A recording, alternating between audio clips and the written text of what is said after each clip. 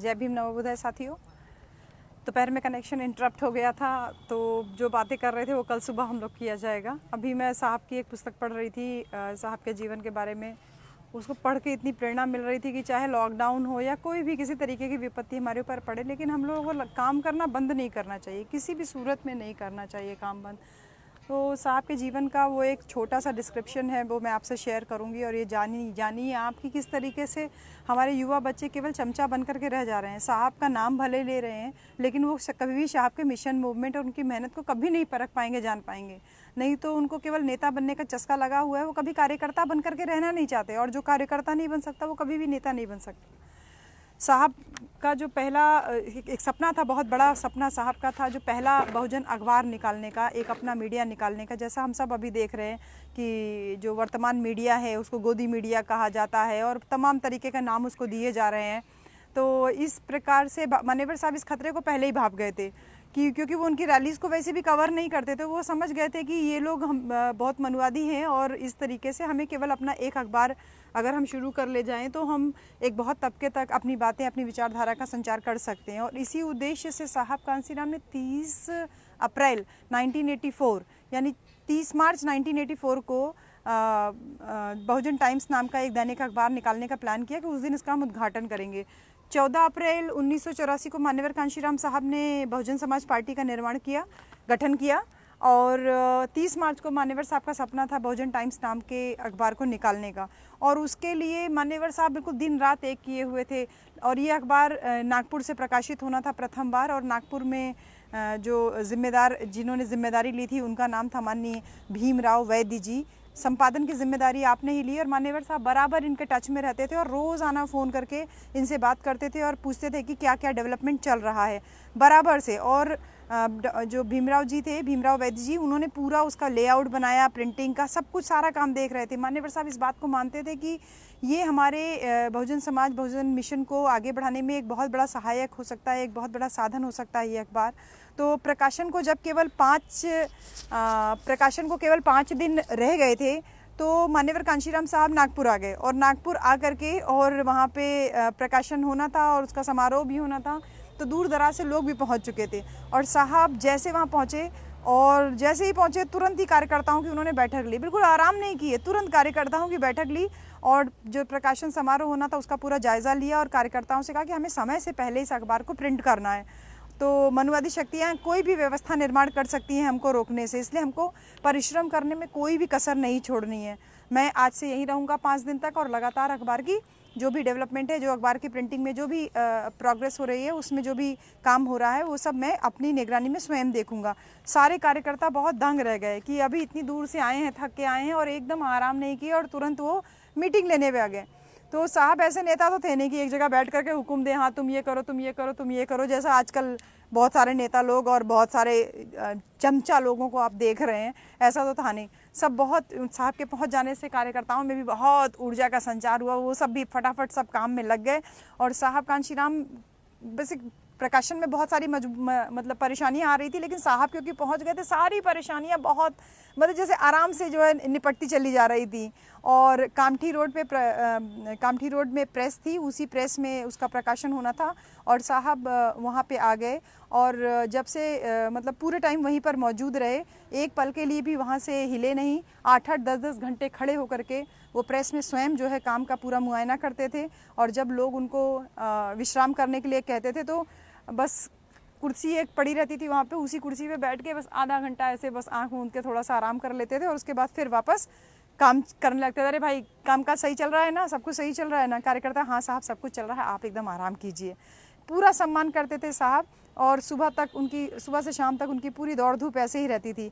वो ना विश्राम करते थे और ना कार्यकर्ताओं को करने देते थे। तो उनकी ऊर्जा से वैसे ही कार्यकर्ता लोग बहुत एनर्जेटिक फील करते थे।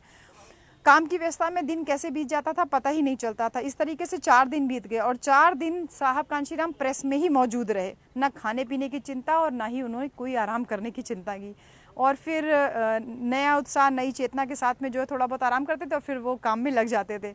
प्रकाशन के लिए केवल 1 दिन बचा था और दूसरे दिन सुबह 9 बजे प्रकाशन समारोह जो था वो संपन्न होना था। वह दिन और रात सभी लोगों के लिए बहुत महत्वपूर्ण थे क्योंकि बहुजन समाज का पहला अखबार निकलना था। अब केवल अखबार की प्रिंटिंग बाकी थी। उस समय आज के जैसी आधुनिक मशीनरीज वगैरह नहीं थी। खीले जोड़ जोड़ करके कंपोजिंग किया जाता था और फिर धीमे धीमे चलने वाले ट्रेडल मशीन पे प्रिंटिंग किया जाता था। कंपोजिंग का काम पूरा हो चुका था, प्रिंटिंग का काम अभी बाकी था और सुबह 10 बजे करीब प्रिंटिंग का काम चालू हुआ। एक सेकंड भी हमें विश्राम करने की फुर्सत नहीं दी साहब कांशीराम ने, जिन्होंने इस लेख को लिखा है। काम बिल्कुल युद्ध स्तर पे जारी रहा। साहब कांशीराम के जैसा निर्देश दिया था, सब लोगों ने अपना अपना जिम्मेदारी संभाली। किसी ने स्वागत की जिम्मेदारी, किसी ने पानी पिलाने की जिम्मेदारी, किसी ने टेंट की जिम्मेदारी, सब अपनी अपनी जिम्मेदारी पे लगे हुए थे। अगला दिन भी पूरा जो है वो मतलब दिन का पूरा समय ढल चुका था। दोपहर में शाम हो रही थी और पूरा अखबार काफ़ी गति से जो है प्रिंट हो रहा था। और जब पहला अखबार छपा, श्रीराम जब पहला अखबार की उन्होंने प्रति देखी तो उनकी एकदम भावुक हो गए, उनकी आंखें एकदम नम हो गई और उनका जैसे लग रहा था कि कितना बरसों का सपना है जो आज पूरा हो रहा था। अपनी आंखों के सामने साहब अपना एक पहला जो अखबार देख रहे थे और बार बार संपादन के बीच में वो वैद्य जी से बात भी करते रहते थे। रात के 2 बज चुके थे, कार्यक्रम की सभी तैयारियां हो चुकी थी। अखबार का एक साइड पन्ना छप रहा था, दूसरी साइड छपना बाकी था। सभी कार्यकर्ता आराम करने के लिए चले गए थे क्योंकि सबको कार्यक्रम के लिए सुबह आना था।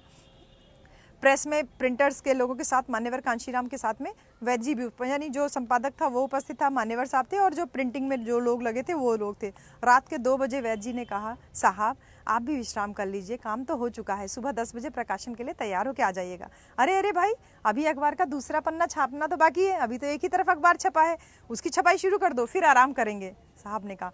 रात के 2 बज चुके थे और बहुजन टाइम्स के पहले पन्ने की छपाई पूरी हो चुकी थी। 3:30 बजे रात में दूसरे पन्ने की छपाई शुरू हुई। 10-15 अंक छपने के बाद अखबार उठा करके साहब कांशीराम ने उसका निरीक्षण किया। अब पूरी तरीके से अखबार साहब कांशीराम के हाथों में था। खुशी की झलक उनके चेहरे पे दिखाई दे रही थी, उनकी आंखों से आंसू आने लगी, उनके सारा थकान जो थी वो मिट गई। उन्होंने कहा, चलो अब मैं विश्राम कर सकता हूँ, भले थकान मिट गई मेरी, लेकिन मैं अब थोड़ा आराम कर सकता हूँ क्योंकि सुबह हमें तैयारी करनी है। अब आराम करने के लिए प्रिंटिंग प्रेस जो थी अंदर, उस प्रेस के अंदर तो कहीं जगह थी नहीं लेटने की और ना इतना मौका ही मिलता था अंदर कोई, जो इतना बड़ा प्रेस था। तो कचरा, कागज़ का ढेर, ये सब जो सामान वामान सब बिखरा हुआ था चारों तरफ। फिर साहब ने ही पहल करते हुए कहा कि बाहर प्रेस के बाहर गिट्टियों का ढेर पड़ा हुआ है, चलो वहीं जाके विश्राम कर लेते हैं। बाहर हवा भी बहुत अच्छी चल रही है और मौसम भी बहुत सुहाना है। कामठी रोड के पास में ही सड़क के किनारे जो जैसे निर्माण के लिए लोग गिट्टी डाल देते हैं, वैसे गिट्टी का ढेर पड़ा था। वैद्य जी और साहब निश्चित होकर के उसी रोड़ी के ढेर पे, गिट्टी के ढेर पर लेट गए।